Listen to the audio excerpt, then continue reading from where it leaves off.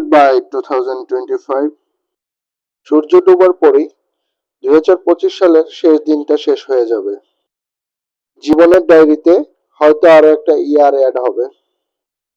চোখ বন্ধ করে যখন পুরো বছরের হিসাব নিয়ে বসলাম, দেখলাম অনেক পাওয়া না পাওয়ার মধ্য দিয়ে বছরটা কেটে গেল।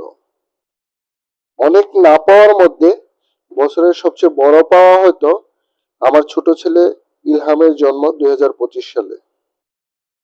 যদিও সেকেন্ড টাইম বাবা হলাম, তবুও বাবা হওয়ার এই আনন্দটা আসলে অন্যরকম। বড় ছেলে আহিল তো বেশ বড়ই হয়ে গেল।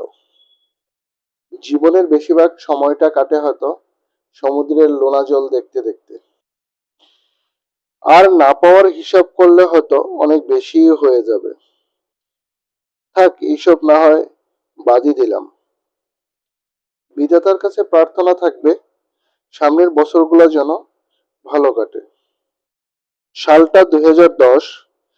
জীবনের আনন্দ খোঁজার জন্য হয়তো ঘর থেকে বের হয়েছিলাম, অথচ জীবন আমাকে মুসাফিরি বানিয়ে দিল। সাগরের লোনা জলে ভেসে বেড়াই দেশ হতে দেশান্তরে। এ এক অন্যরকম অনুভূতি। সাগরের নীল জলরশ্মির দিকে তাকিয়ে শুধু অপেক্ষার প্রহর গুনি ঘরে ফিরার।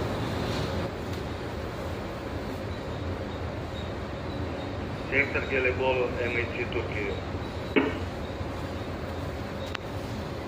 MIT Türkiye sektör Gelebol.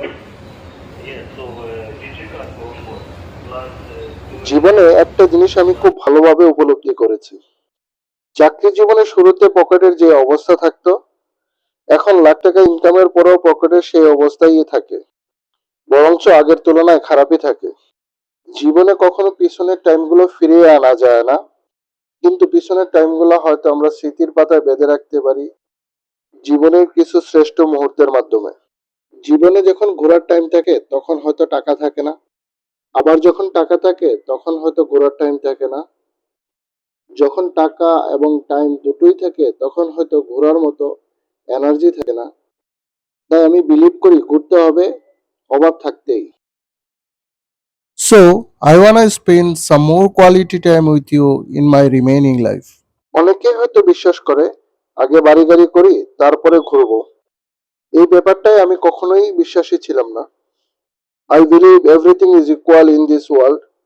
There is no real savings. इसलिए मैं वादा करता हूँ अपना आप से क्या आने वाले साल में मैं खुद का ख्याल रखूं, अपने आप को वक्त दूंगा, जितना हो सके इतना घूमूंगा, अपना सपना पे हर हिसाब मेहनत करूंगा। बहुत जी लिया ये जिंदगी के हिसाब से, अब अपना जिंदगी अपना हिसाब से जीना चाहता हूँ। So welcome 2026. Best wishes for everyone.